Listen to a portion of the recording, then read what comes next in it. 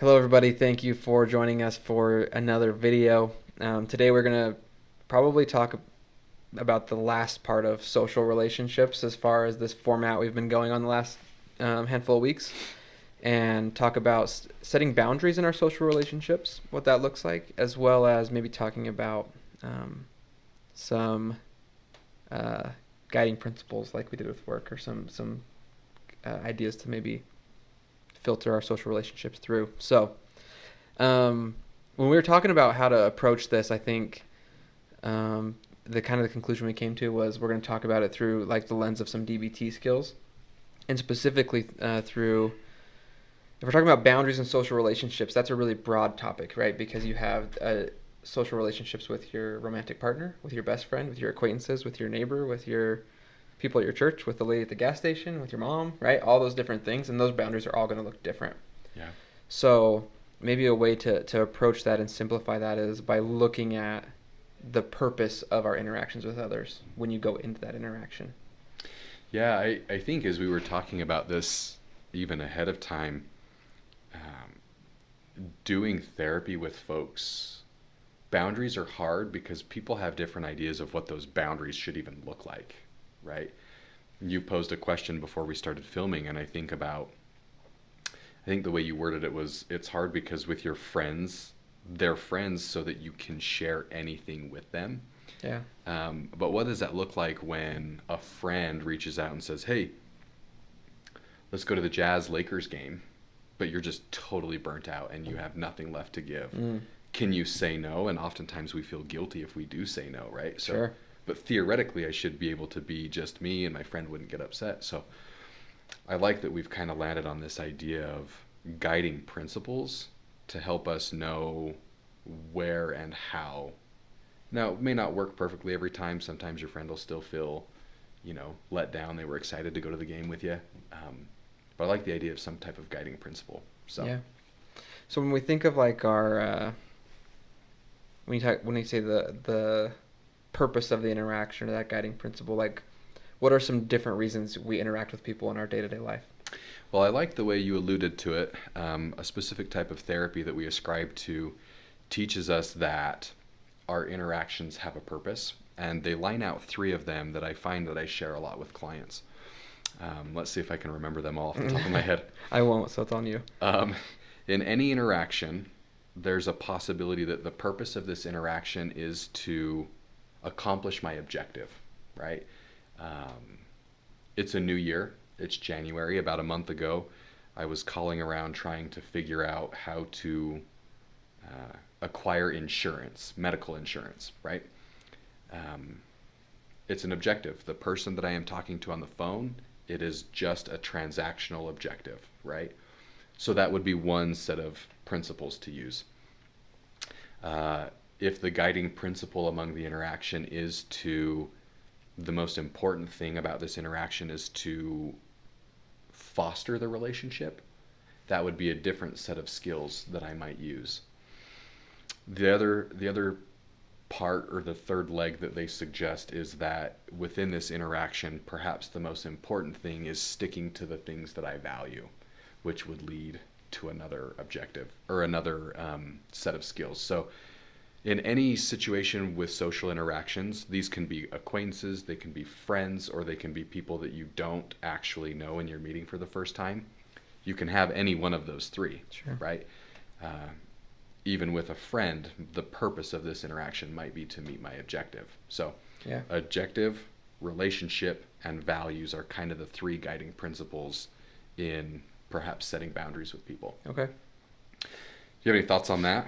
Yeah, I like that, and I think that you can probably make some generalizations that are fairly safe with this. Obviously, every case is going to be a little bit different, but like I think probably in a lot of work situations, a lot of your conversations might be objective focused. Like if you're part of a team and you're trying to accomplish something, right? A lot of these conversations are probably pretty objective focused. Mm-hmm. And so, or like if you're talking about your relationship with your siblings, maybe it's more about fostering the relationship or something. But I guess the tricky part is that while they do generalize well, I think that you can do all three of those things or have all three of those kind of conversations or relationships with your wife, right? There probably is different times when you're talking about an objective, right? How are we going to get you and your wife and your kid all on a cruise ship, right? That's going to be an objective type conversation, whereas maybe you see what I mean? Uh-huh. I'm actually really grateful that you bring that up, because I would say that most interactions, if you can find a way to mix all three of those objectives, it makes the interaction better, not only for you, but also for the other person. Like, let me illustrate with one example. When I was going through both my bachelor's degree and my graduate work, I worked at a grocery store, and the portion that I liked the least was being in a check stand, because you're kind of confined there. Sure. One time I had a guy come through the line, and he was buying, I still remember it, right? He was like buying frozen crab meat.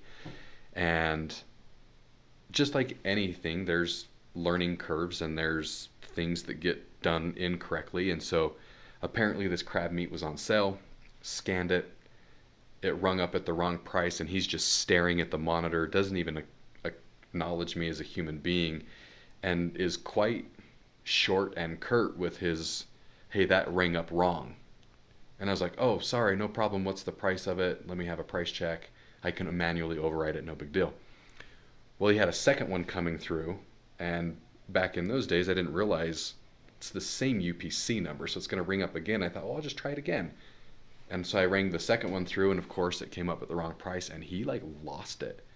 And in my mind, I'm sitting here thinking, "Bro, I just told you I can override it. I was doing it just to double check that scanning hadn't made a mistake."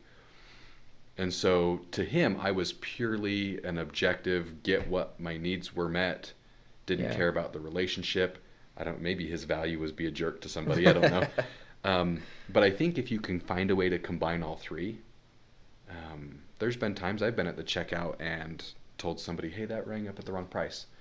But I don't have to be a jerk about it, right? I can stick to my values of, well, I think people are important, and they're more important than the dollar amount. And so, Sure. So I think there's a way to combine all three. Yeah. Does that make sense? Makes me think of where we live. Maverick is the big gas station, the best gas station for sure. And when I was younger, like when I was in high school, me and my friends would go like probably 3 times a day, at least. 3 times a day? Yeah. To Maverick? Yep. You're like living the dream. Yeah. And we'd go 3 times a day and get drinks every single time. And I think of like the Maverick workers, right? Like we knew all their names. They all knew us, and we'd joke around, right? Because we were there so much. I'm sure they thought it was pretty amusing. But like, while that's not probably the most fulfilling relationship in my life, like I had an objective. I was going to buy a drink, but also like it was in a sense fostering a relationship and like having the value of like valuing friendship and other and interactions with people. And like I said, I wouldn't put it in my top 10 most important relationships in my life. Sure. But it was something that added value to my life, because I think me and my friends had those 3 different types of communication, interaction, boundaries with the Maverick lady. Oh, for sure. Okay, so let me ask you this question. If we're going to use the idea of these guiding principles, let's talk.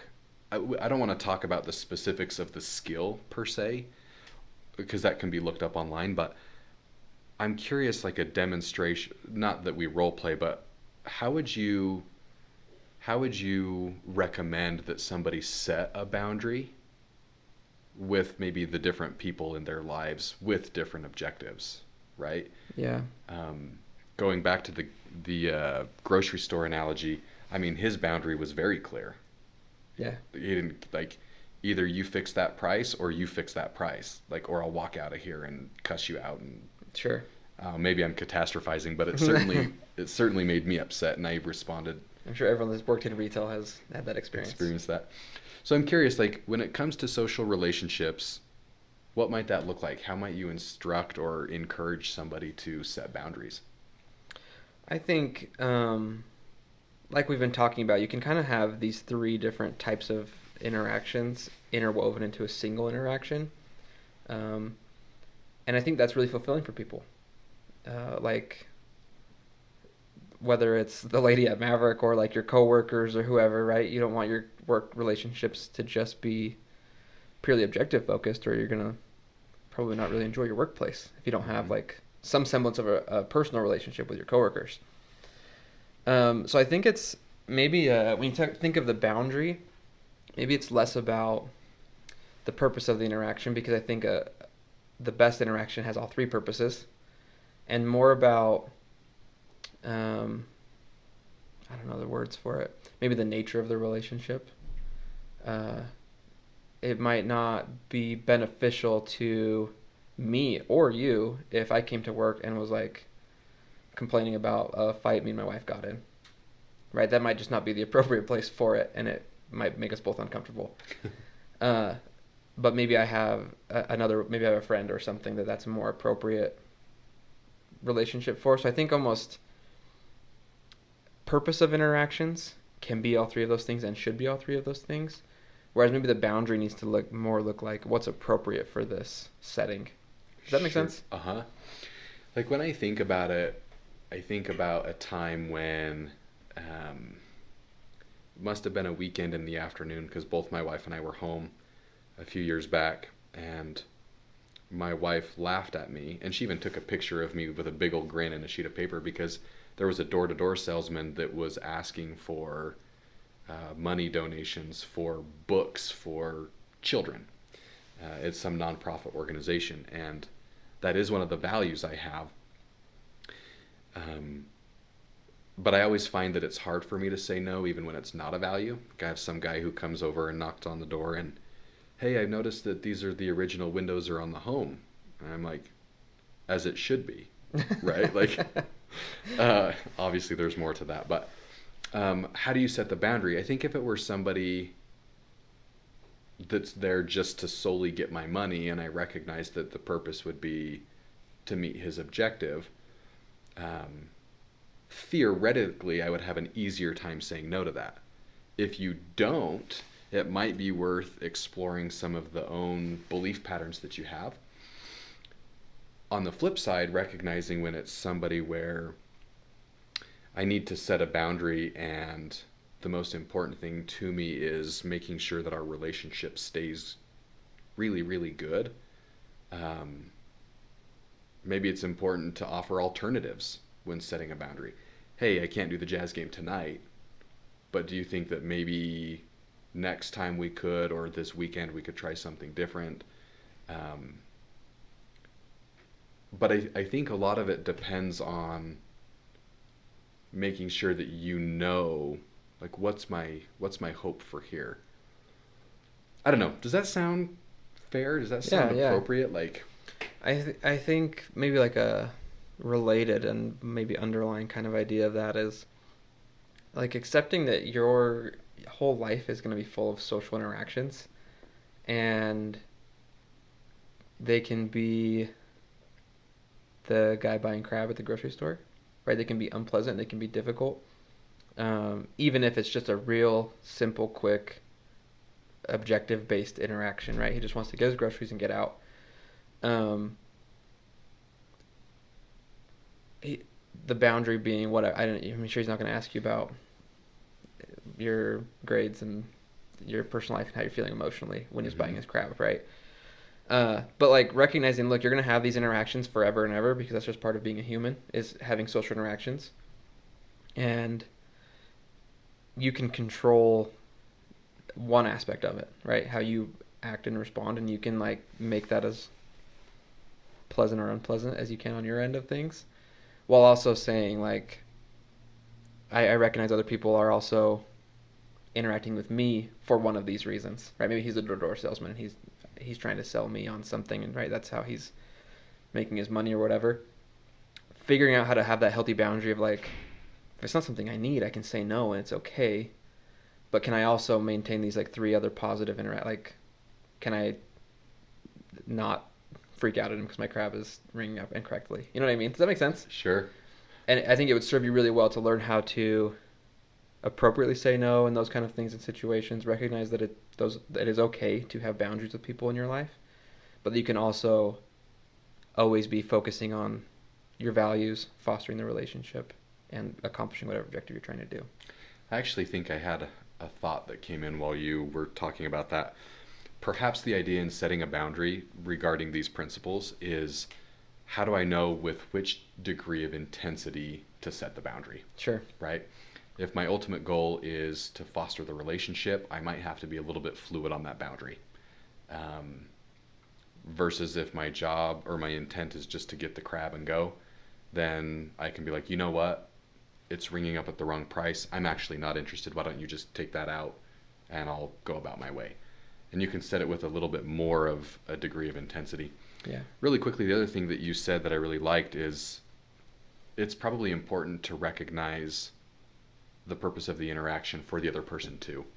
Had I known that back in the day, I probably would not have responded to the crab guy the way that I did, because that also wasn't overly nice of me. Sure. I kind of had a hot head back then. But if you can recognize what the intent of the other person is, sometimes the intent is just to say, hey, I'd really like to go hang out at the jazz game with you. And so if you know that their intention is that they're trying to foster the relationship, you also have the ability to say no, and they probably wouldn't be mad about it because they ultimately want to build the relationship. Yeah. Yeah, and if you're on the other end, right, like I also worked retail. I worked at a shoe store for a long time. And I can't be, many of the people coming in are going to have an objective-based interaction because they're trying to buy shoes. But I can't be upset when they leave and I'm like, oh, they didn't really foster the relationship with me. Right? Like, sure. That it Yep. should, it's not the expectation for those different relationships. So before we wrap up, anything else you want to add on to this conversation? Yeah, one thing that I try to do in each of these areas of being well-rounded is kind of have like a guiding thought.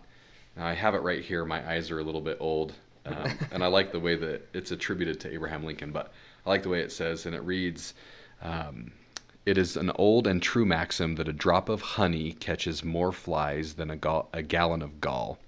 So with men, if you would win a man to your cause, first convince him that you are his sincere friend. And I think that that's a good underlying principle when setting boundaries. At some point, if you want to convince a man to be part of your cause, use a little bit of honey. Be a little bit nice. Foster the relationship, even if it is with someone who's just trying to sell shoes. Shoes are a big deal, by the way. So if you can convince somebody that they're important to you, regardless of what that interaction will be, it becomes easier to set effective boundaries, and easier probably for the other party involved to respect those boundaries. So yeah, and I think choosing the drop of honey will probably make you have smoother and more positive social relationships anyways. Yep, 100%. Okay. So, thanks. Well, thanks everybody for joining us for today's video. I think we're pretty much wrapped up on the social relationships thing, and so we'll be moving on to another aspect of being a well-rounded person next week. So thank you for joining us. If you have any questions or comments or ideas about where to go next, we'd love to get a comment or talk to you guys. And so yeah, if you enjoyed it, please like and subscribe, and we'll see you on the next one. See you next week. Thanks.